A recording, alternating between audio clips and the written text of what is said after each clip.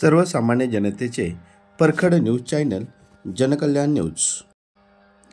स्पर्धेच्या युगामध्ये शिक्षणाशिवाय पर्याय नाही असे प्रतिपादन वडूज पोलीस स्टेशनचे पोलीस निरीक्षक घनश्याम सोनवणे यांनी मांडवे तालुका खटाव येथे राष्ट्रसंत श्री भगवान बाबा यांच्या पुण्यतिथीनिमित्त बोलताना व्यक्त केले। यावेळी राष्ट्रसंत भगवान बाबा यांच्या पुण्यतिथीनिमित्त सकाळपासून विविध धार्मिक कार्यक्रमाचे आयोजन करण्यात आले होते। तर हरिभक्त पारायण दशरथ जाधव महाराज यांचे सुंदर असे कीर्तन झाले। त्यानंतर जय भगवान बाबा सेवारत्न पुरस्कार चाकण येथील कोयाली फॉरेस्ट या संस्थेचे संचालक अशोकराव देशमाने व त्यांच्या पत्नी अर्चना देशमाने यांना सहाय्यक पोलीस निरीक्षक घनश्याम सोनवणे, खटाव तालुका पत्रकार संघाचे अध्यक्ष धनंजय क्षीरसागर, डिजिटल मीडियाचे अध्यक्ष डॉक्टर विनोद खाडे, जयप्रकाश कट्टे इत्यादी मान्यवरांच्या हस्ते पुरस्कार प्रदान करण्यात आला। तसेच खटाव तालुका पत्रकार संघाच्या अध्यक्षपदी धनंजय क्षीरसागर यांची निवड झाल्याबद्दल व डिजिटल मीडियाच्या खटाव तालुका अध्यक्षपदी डॉक्टर विनोद खाडे यांची निवड झाल्याबद्दलही त्यांचा सत्कार करण्यात आला। तर सचिवपदी जनकल्याण न्यूजचे संपादक जे.के. काळे, खजिनदारपेठी DS न्यूज लाईव्हचे संपादक दत्तात्रय पाळके, तर प्रसिद्धी प्रमुख लालासाहेब माने पाटील यांचाही या कार्यक्रमात सत्कार करण्यात आला। यावेळी बोलताना सोनवणे म्हणाले की भगवान बाबाचे संस्कार माझ्यावर असल्यामुळे मी जातीभेद न मानता सर्वांना सर्व मानव समान आहेत, तसेच तळागाळातील माणसापर्यंत प्रबोधन घडवून आणणे हेच माझे कर्तव्य समजतो।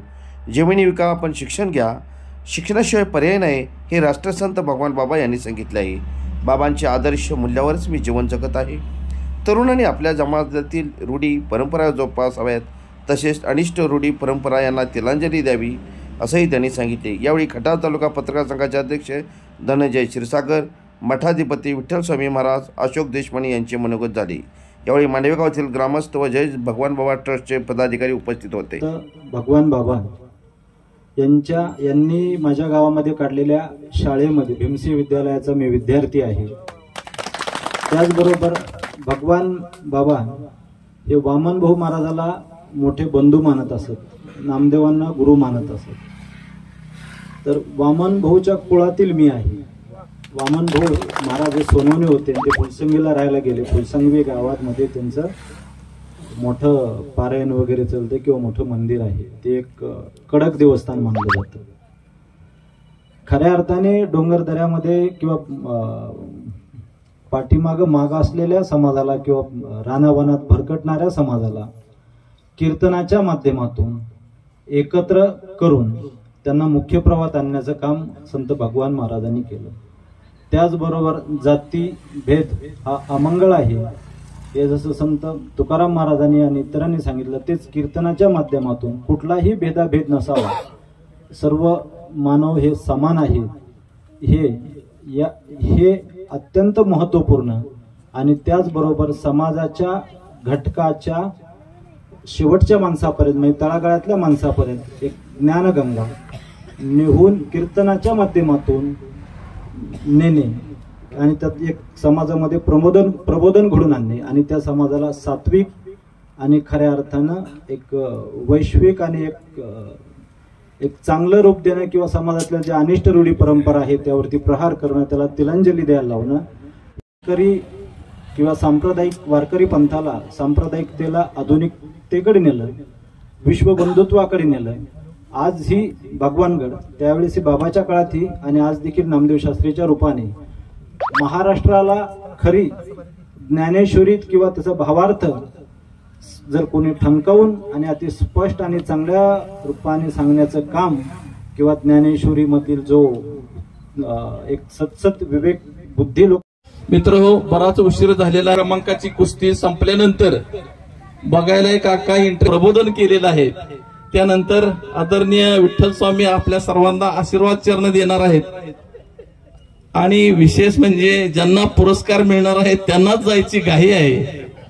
अशा परिस्थितीत मी आपला जादा वेळ घेणं उचित ठरणार नाही। मंडळी, विनोदाचा भाग सोडा, पण